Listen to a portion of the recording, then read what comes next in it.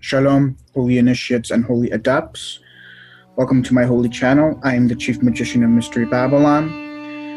This video is part 10 to my ongoing series on metempsychosis. If you are new to this channel, I have an entire playlist of videos on metempsychosis, which is an extraordinarily very esoteric and very comprehensive, extensive subject of the ancient Hebrew esoteric Kabbalah. It's one of the most comprehensive and most esoteric and most extensive of subjects of the Kabbalah. I cannot even begin to explain or reveal how extensive this subject is, and it is one of all the subjects of the Kabbalah. It is one that fascinates me the most, and I find it most lamentable that there is a tremendous, staggering ignorance on this most esoteric subject in this last generation. Even more sad is that, you know, these are this playlist that I have on my channel, and some of these videos that are some of the most esoteric of videos that have ever been produced. In fact, the revelations that I'm revealing in these videos is so esoteric that it's stuff that's, you know, has been really esoteric for thousands of years. And it's kind of sad when I see the number of views on some of these videos, but I guess it is like all things that esoteric knowledge, I guess, must be concealed at all costs. So I guess that's fine. But anyways, I do have a playlist of a lot of videos on metempsychosis, and this video is part 10 to this ongoing series. So with that said, we can move in straight into the essence of the matter. Now, I want to begin just briefly speaking on the suffering saint. And I want to read to you one of my favorite. Maybe it's not one of my favorites, but it is a highly cited, oracle by me, which is found in Sefer Tehillim, chapter 34, verse 19. Highly cited by me just because, being a most high beloved son of Yod He Vav He, this verse just speaks so directly and so powerfully and profoundly to just my own life. In this oracle, it states, "Many are the afflictions or the evils of the Zadik, but Yod He Vav He delivers him from them all." Now, we have this huge major problem in mostly in Christianity, right? We have a lot of advanced Christians that duly note the major problem that we have in much of Christianity, which part of this major problem is, you know, this whole prosperity gospel, you know, teaching.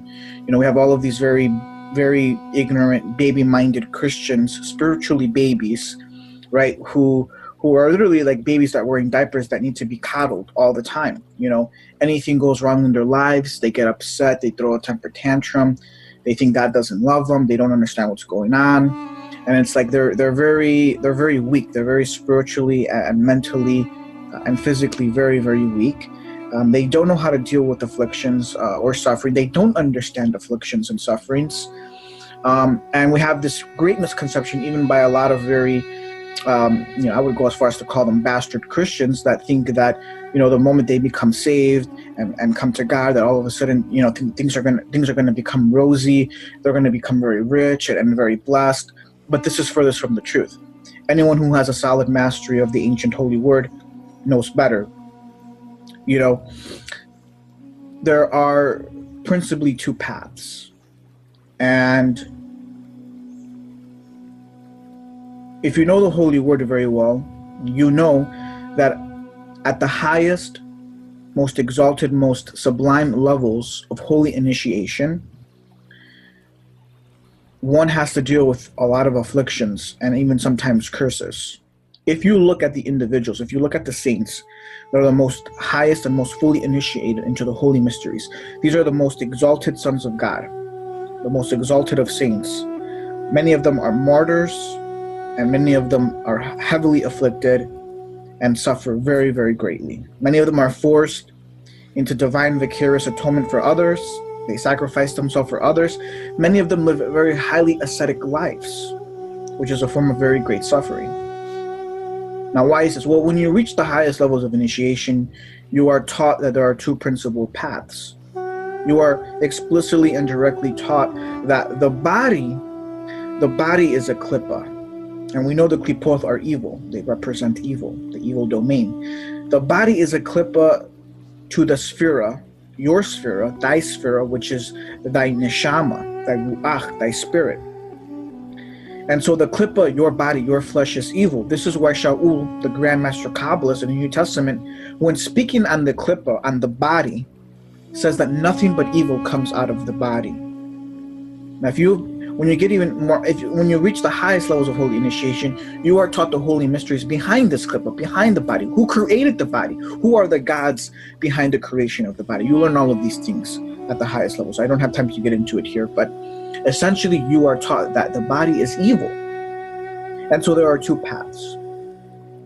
The holy path is a very narrow, straight path, as Yeshua HaMashiach taught, in which you must completely forsake the body, because the body is entirely evil and must be entirely forsaken. And this is a life of great affliction and suffering. The other path is that of the body, of pleasure. Pleasure is entirely a function of the body. This is the Luciferian path, or what they would call the left-hand path. And it is a path that leads but nothing to destruction and annihilation and complete and utter termination of your soul and spirit. We only need to look at our greatest archetype. The greatest archetype is none other than Yeshua HaMashiach, who sacrificed himself for the entire world, and who was like an Essene. He was essentially a Grand Master Essene who lived a highly ascetic lifestyle and suffered very, very greatly with many afflictions and many evils. But the whole point of this oracle is that despite many of the afflictions and evils that we saints, that we suffer, in the end, Yod-Heh Vav-Heh delivers us from all of them. And I know many saints, and many saints, they go through many woes. A huge part of holy initiation is being tested by Hashem and having to go through these very difficult, horrendous, nightmarish rites of holy initiation, which involve nothing but great suffering and affliction. You only need to read the Tanakh, read the story of our ancient patriarchs and all of the ancient holy saints and of our ancient patriarchs, whether it's King David, Yaakov, Abraham. There's many. They all led lives of great suffering and affliction. Yosef, the Zadik, was imprisoned in Egypt. There's so many examples, countless examples.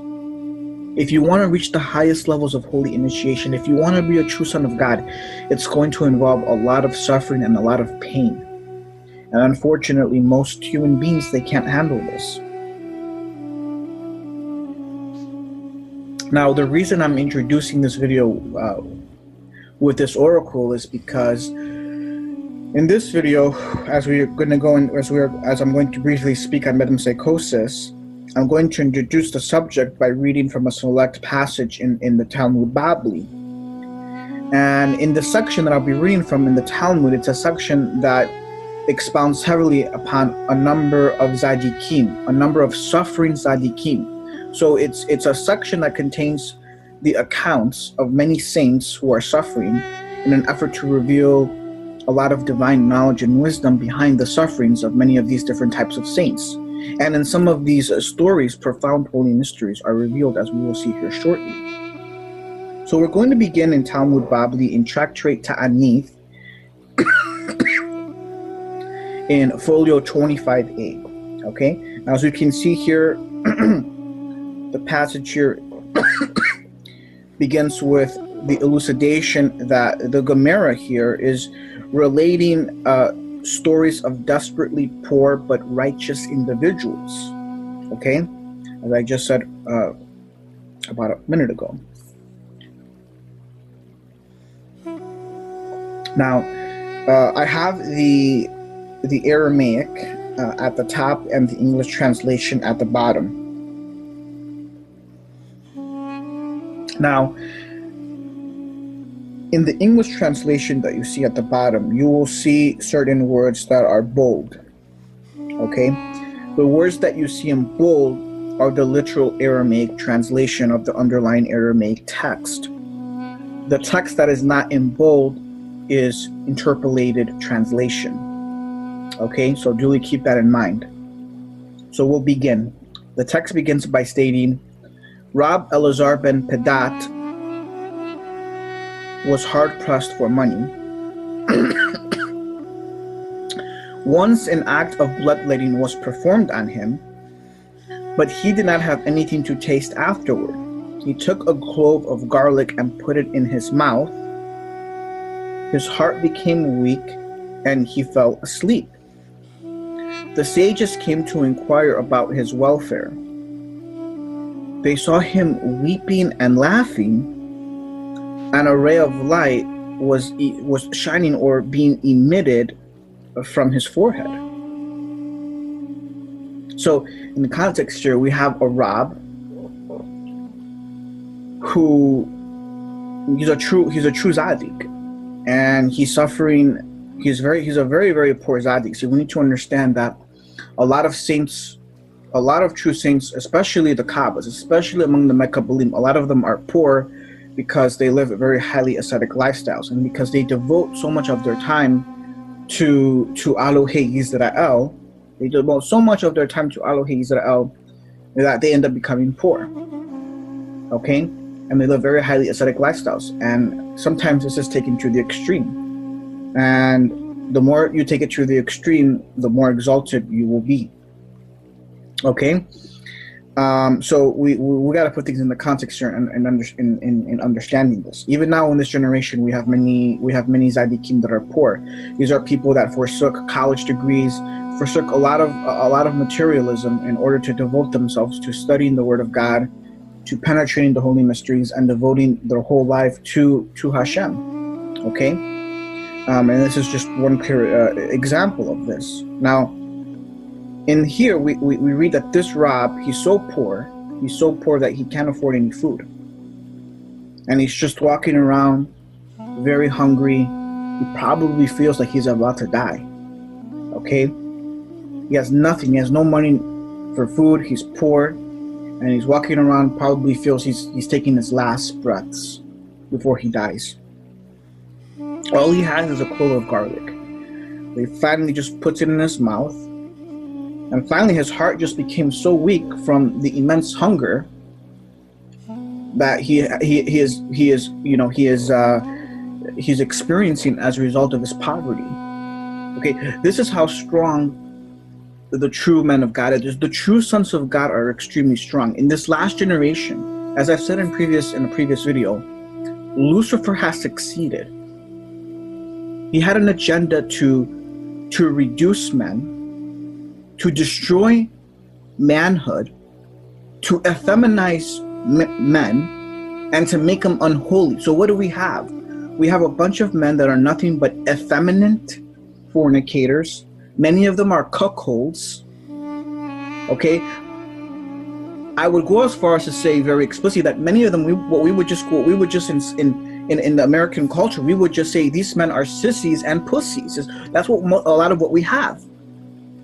We don't have real hardcore masculine men, true sons of God, that can withstand true poverty, that can truly live a very austere, extreme ascetic lifestyles, that can go long durations of fasting,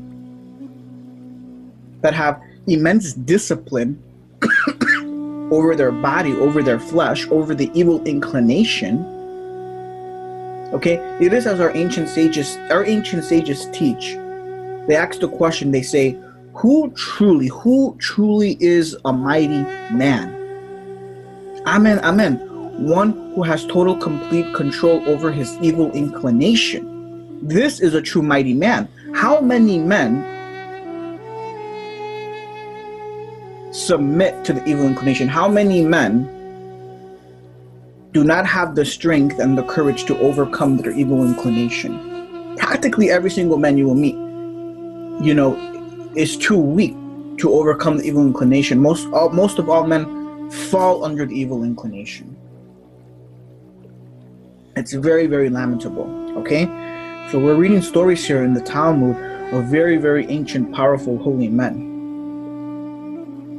Okay, so all of a sudden he falls asleep. Okay, we don't know what's going on, but it seems like he's fall asleep. The Rabbanan, the chief Rabbanan, they come they see him and they're like, what's going on with this Rab? So they come, being good people, and they see him weeping and laughing while he seems to be in a state of sleep. And a ray of light is shining out of his forehead. So this is a very supernatural a vision here that the Rabbanan are seeing. This is very, very supernatural, and naturally they're going to be very inquisitive as to what's going on here. So the text continues. When he awoke, they said to him, "What is the reason that you were laughing and crying?"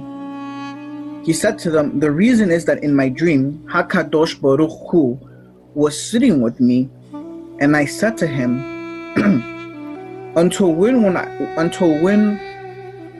will I suffer such poverty, such great affliction in this world?" And he said to me, "Elazar, my son, is it more convenient for you that I return the world to its very beginning? Perhaps," the key word here is perhaps, "you will be born in the hour of sustenance and not be poor." Now, you need to very carefully consider all of this very, very wisely. Now, I love the Talmud because the Talmudim contains a lot of very, very profound knowledge and wisdom. It's meant to be a study guide.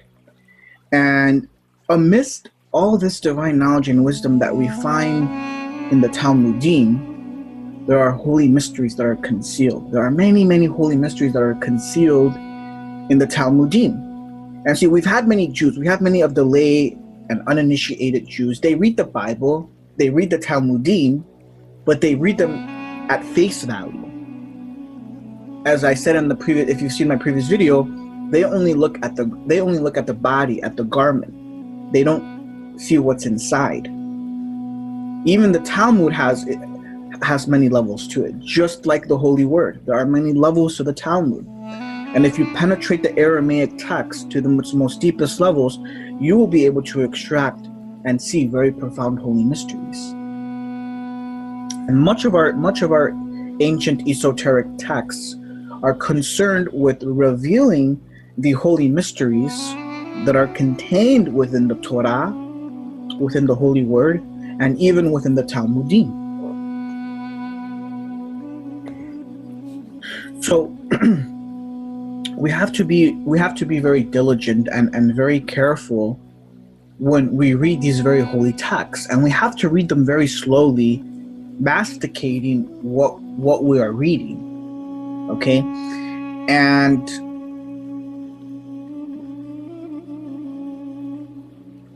we have to understand that if we just take what we're reading at face value, if we just skim through this text, if we just read it very quickly and just easily dismiss it, we will lose the essence of what's really going on, and we'll never penetrate the deeper levels of the text. So we have to be very critical and very diligent in analyzing what we're reading.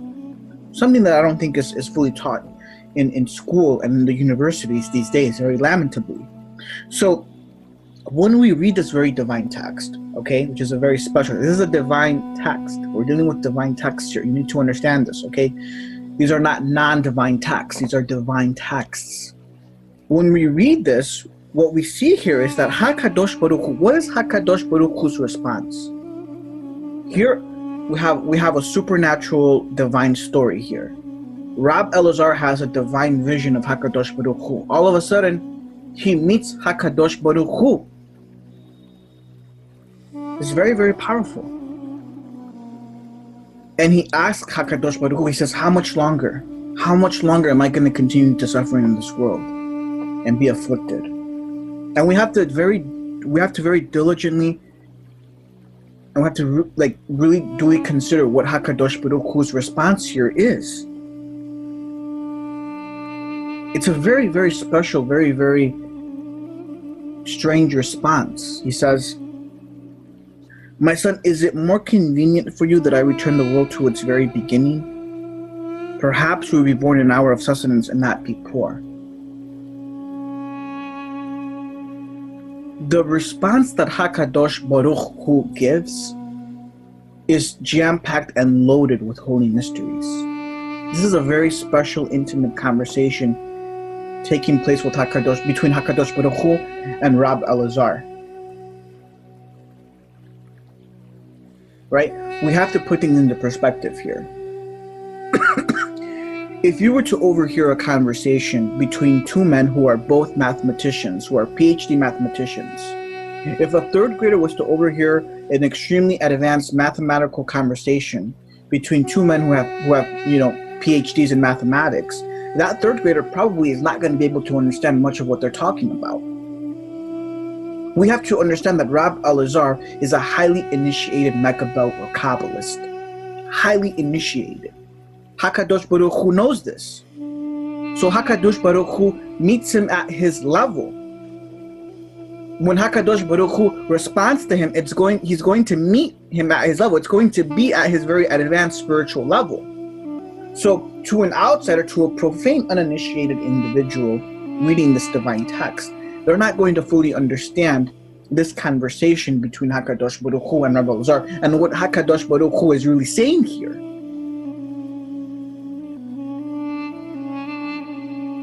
What is he saying? If we analyze the response, he's saying, Rab Elazar, I know what you really want.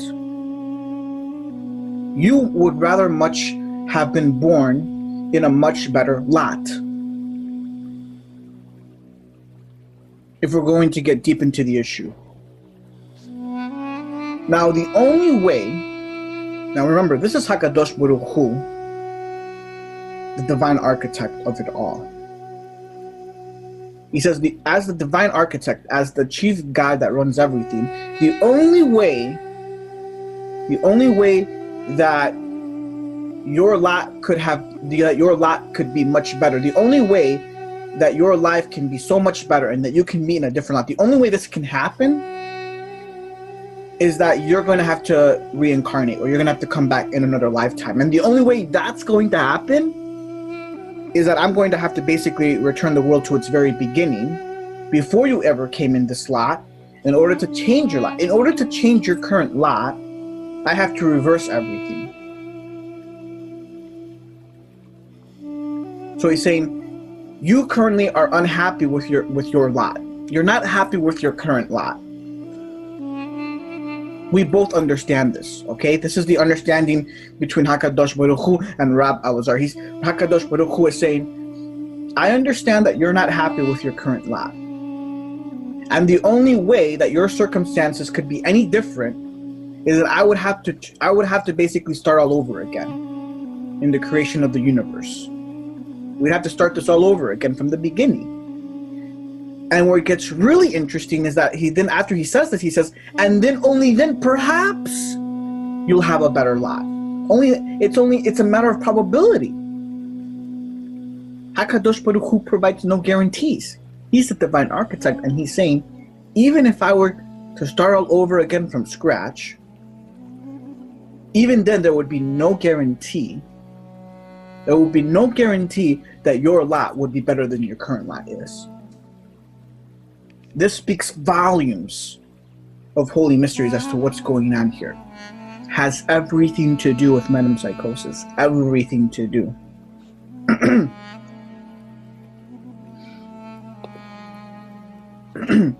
Now the text continues by saying, I said before him,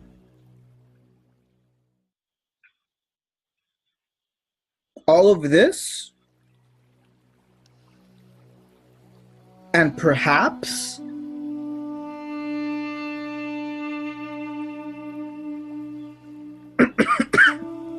I said to him,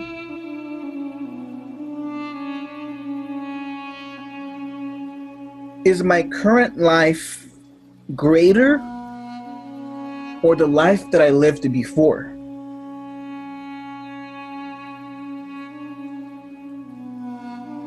He said to me,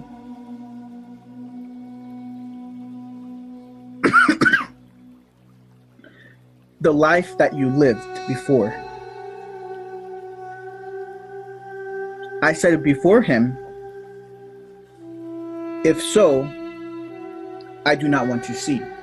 Now, what I just repeated here, what you just heard me say, is the correct lucid English translation of the underlying Aramaic text. You will see here that most of the words here that you see at the bottom for an English translation are not in bold, meaning much of this English translation has been interpolated by the translator. Only the words in bold are tied directly to the underlying Aramaic text. So even Rab Elazar, is a highly initiated Mekabal, even he is shocked because he's not fully initiated into the secrets of metempsychosis. He tells HaKadosh Baruch Hu, whoa. He's absolutely shocked. Any Rab would be shocked to the response of HaKadosh Baruch Hu and what he's saying here. This is very profound. The implications and the ramifications are absolutely staggering. HaKadosh Baruch Hu is saying, even if I were to start all over again, there's no guarantee that your lot will be better. There's nothing that I can do to make your lot better. This is simply a matter of probability. This is all mathematical probability. Meaning that your lives, if we get into the essence of the matter, your lives are a function of some sort of mathematical probability. And Rab Elazar is extremely shocked. He says, this is madness. This is crazy. You're telling me, you, God, are telling me that if you were to start out all the way from the beginning, that even then it would only be a perhaps. It's a matter of probability. Are you serious? Are you kidding me? He might even at this point want to even begin to question God himself. Is this even really God? This is turning his world upside down. You see, the more and more you become initiated into the holy mysteries, the more and more your world will be turned upside down as to the divine things that you will learn and even the things that you will see. Now here's the proof. Here's just one other proof of metempsychosis in the ancient Talmudim. Now I think it was in part 4. I have a video I did, which I think is part 4 in my series of metempsychosis, where I revealed one of many proofs of reincarnation in the ancient Talmudim. This example that I'm providing to you here is a much more explicit proof of reincarnation in the Talmud than, say, the other part that I did in part 4. Here, Rab Elazar explicitly asks HaKadosh Baruch Hu, he explicitly asks him, so tell me, which life that I have lived is greater? Is my current life the greatest life that I have lived, or was it the previous life? And if you're completely ignorant and uninitiated and profane, well, you would be really shocked to HaKadosh Baruch Hu's response, which is, oh, well, actually, your previous life was greater than your current life.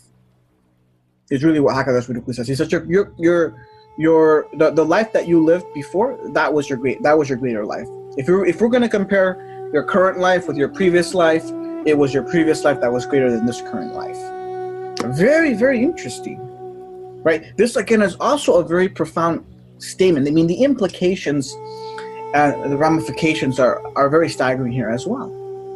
He had a much better lot in his previous life than in his current life. What happened that he's lived many multiple lives in this construct, in this aeon, and that he went from a higher estate to a lower estate? What caused this?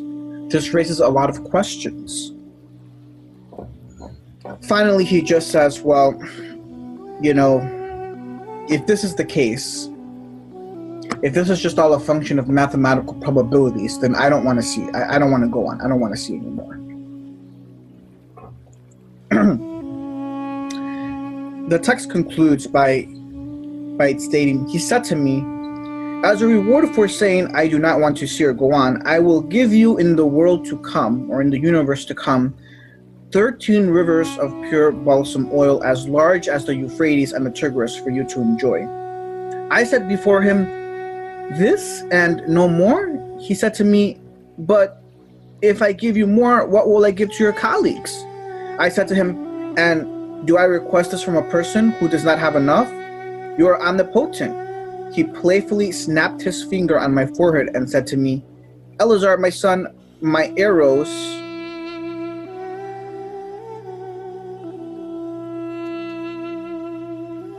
I cast upon thee my arrows.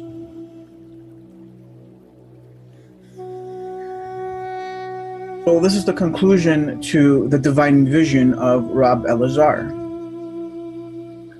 where he is rewarded by Hakadosh Baruch Hu for all of his suffering, for all of his afflictions, and he is told what his reward is going to be. And we have to understand that what Hakadosh Baruch Hu says here in regards to his word is completely allegorical and Kabbalistic in nature, which I don't have the full time to explain here. It's beyond the canon scope of this video. But a lot of Kabbalistic mysteries here. And the purpose of this video, the mere purpose of this video was to give you another example of reincarnation in the ancient Talmudic texts, right? We have a profound ignorance in Christianity and Judaism, where they don't seem to understand the historical existence of this belief, and that in antiquity, the vast majority of Israelites believed in reincarnation. We find proofs of this in the New Testament, in the Old Testament, in our esoteric texts, and even in our exoteric texts like the Talmudim. It's everywhere. But at the same time, it's also concealed. And so I just wanted to provide another example of reincarnation from the Talmudic text to show you that the ancient Israelites were very well aware of this very esoteric doctrine, and they very much believed in it. And the elite of Israel were the ones that were fully initiated into all of the holy mysteries behind metempsychosis. Now, the divine well goes very, very deep. As I stated from the beginning, this esoteric subject is so ridiculously comprehensive, so ridiculously extensive. It's just it's staggering, to say the least. Now, I have just very briefly on this last slide here, I just briefly reveal further reading for those that are fluent in ancient Hebrew and Aramaic and can access these holy esoteric texts. Now, in Sefer Tikkunei HaZohar, in folios 100b to 101a and 134a to 135b, these sections in this most ancient esoteric principle text go into more detail and explanation into these holy mysteries regarding reincarnation. Now, in folios 100b to 101a, the Rabbanan there go into very, very profound detail in further elucidating the passage that I just read to you from the Talmud, revealing all of the holy mysteries of that passage and going way, way much deeper than I have gone here in explaining the passage. I very superficially just barely scratched the surface of that passage, giving a very literal explanation of it. But in folios 100b to 101a, the Kabbalists there go into very, very profound explanation and detail, further elucidating this passage on a very esoteric Kabbalistic level. And in folios 134a to 135b, the Kabbalists there then speak on the zodiac and its relation to metempsychosis, because what we have learned here is that reincarnation has everything to do with the revolutions of the aeons, which is directly tied to and a function of the revolution of the constellations and the cosmic cycles. So reincarnation, metempsychosis, it has everything to do with the revolution of the constellations, very powerful divine archetypes, and the cosmic cycles. Everything is interconnected. And this is where mathematical probability comes into place, because when you understand that the constellations, the zodiac, that they represent supernal gates that the souls must pass through, then you begin to understand that this revolving circle represents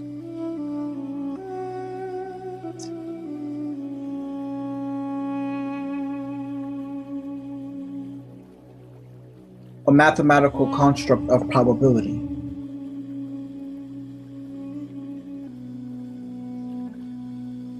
And so this is where the mathematical probabilities come into existence, and why they have everything to do with metempsychosis.